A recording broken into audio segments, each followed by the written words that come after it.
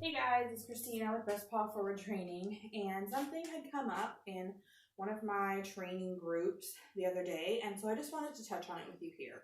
And what came up was whether prong collars cause pain and discomfort to a dog or not, okay? First, let me preface this by saying any tool that you use with your dog, from a flat buckle collar to a crate to a flirt pole, any piece of equipment that you use with your dog can cause some sort of injury, whether mentally or physically.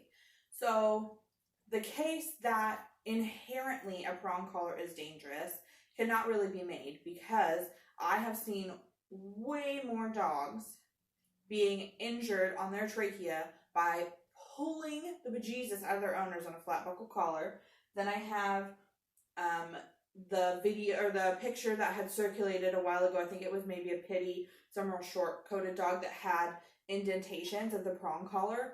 I suspect that dog might have been tied out on a prong collar, which is never, ever, ever, ever, ever what you would do with a prong collar. Or the owner just didn't have control over that dog, okay? The second thing to note about prong collars is they're not a magic fix, okay? As a dog trainer, people come to me and they're desperate and they want that quick fix. Sell me something I can slap on my dog and it will fix them immediately. And that is not what any piece of equipment can do. Everything needs training. A crate, they need training. A flat buckle collar, they need training. A prong collar, they need training, okay? So you cannot put anything on a dog and expect them to just understand what you want. That's not fair. And that's just not how dogs operate, okay? So right now, this is my dog, Stella. Most of you know her. She's almost 2, and she's a shepherd collie mix, okay? Mentally, she's fairly soft-hearted with things. So I can't put a ton of training pressure on her. She came from a not very great situation in her adolescence. So by the time we got her, some stuff had already been kind of set into place that we've had to work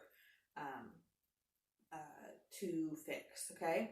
But so what I have now is just your standard prong collar, okay? Your typical prongs that look like this, okay? Your little prong collar. That's what she's got on right now. And that's on you, huh? Yeah. As you can see, it's not causing her any level of distress, discomfort, anything. I can walk her around with this prong collar. If she doesn't go where I want her to go, a light little, hey, come, good girl, good girl. And many of you out there are going to say, well, but what if she's pulling super hard? Well, part of prong collar use is fitting it properly. So this collar right now is facing the back of her. I don't know if I can pull her up so you can kind of see it, but it's facing the back of her, okay? It's up here. It's not on her trachea, and it's right up behind her ears. And this is tight enough that it's not going to slip around on her neck, because dogs' necks are cone-shaped. So if you don't have this tight enough on her neck, what it's going to do is it's going to slide down her neck, and then, or if it slides up, if it started at the base of the neck and slides up, then it's just loose. And then you have to do this to get her attention. Where you see how I faked that, but you see how she turned around and paid attention to me?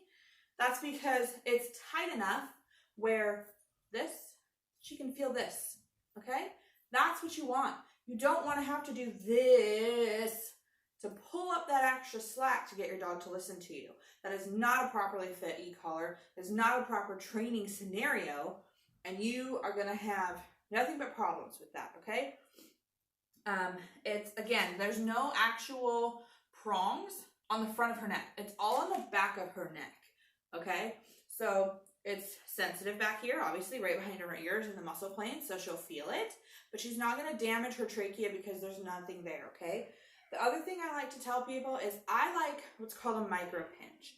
The reason I like the micro pinches versus the big, thick, I mean, she's a big dog, okay? But that link that I just showed you, that's the size of the links that I have on her right now. And the reason is because the more points that you have, the more evenly distributed the sensation is for her. She feels it all along where there's the prongs as opposed to having a few big ones and she only feels it in a couple spots on her neck. That enables you to really fine tune how you use the prong collar, okay? And like I said, you can see she's just sitting here. She's got no distress whatsoever. Come, I pull her along with me. Come on, babes. That's a good girl. That's a good girl. Now let's go this way. Oh, good job. Yeah, good job. Good job. You can see she's just walking easily. She's not frightened in any way. She's not like, oh my God, get this thing off me. If your dog has that reaction to the prong collar, odds are you have not used it properly. And so what I usually do is I put the prong collar on them and we start at the doorway with threshold training. If my dog cannot sit calmly and wait for me to release them out the door, they don't get to go out that door, period. That is the deal. If we're going on a walk, you do not get to pull me out the door like an idiot. You, good girl, Stella. I'll leave you there, okay? Yeah, that's a good girl. That's a good girl. You do not get to pull me and be nuts, okay? And this will set the tone for your entire walk. You will be surprised how much easier the rest of your walk is if you just deploy a little bit of discipline in the very beginning. So what that looks like is she tries to pull forward, the prong collar tightens, gives her what we call some training pressure, and she thinks, oh, maybe I shouldn't pull forward anymore. She stops. I give back to her. So she gives, I give. Okay, there's a mutual give to make the leash slack, and then you reward her for that. You reward that give, okay? Sorry, my neighbor dogs are out now. But as soon as you feel your dog come back towards you, you give back to them. And that's how you start to teach them pressure and release. And that is what a prong collar is meant to do. It's meant to teach them, if you are pulling, you get this pressure. If you stop pulling, you don't get the pressure anymore. And that is on you. I can just stand here and you can pull as much as you want to. But the instant that you stop, you just realized you made that stop. Okay? Does that make sense? So I'm here to tell you that e-collars, prong collars, invisible fences, crates, every one of these tools can absolutely be misused in the wrong hands. Okay? Absolutely. There's no arguing that.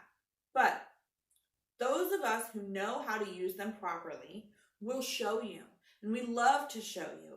Because a properly fit prong collar on a dog that used to drag you down the street and you hated walking, so you avoided walking, and now you have a proper fit e-collar on, or a proper fit prong collar on, and you can get a mile from your house and have a lovely walk and have bonding time with your dog. And that's what these tools are supposed to help you do, is be able to enjoy bonding time with your dog. And if they're not doing that, it's either not the proper tool for your dog, because not every tool works for every dog, or you haven't implemented it properly. All right? So if you have any questions, please put them down in the comments and we will answer them for you. Subscribe to our channel, hit the like button, let us know what you think, and we're going to do future equipment type videos for you guys as well, okay? Because this is a really important issue. And if you don't know how to use it properly, even if you don't live in our state, we offer virtual sessions. So we can help you just like we're helping you now.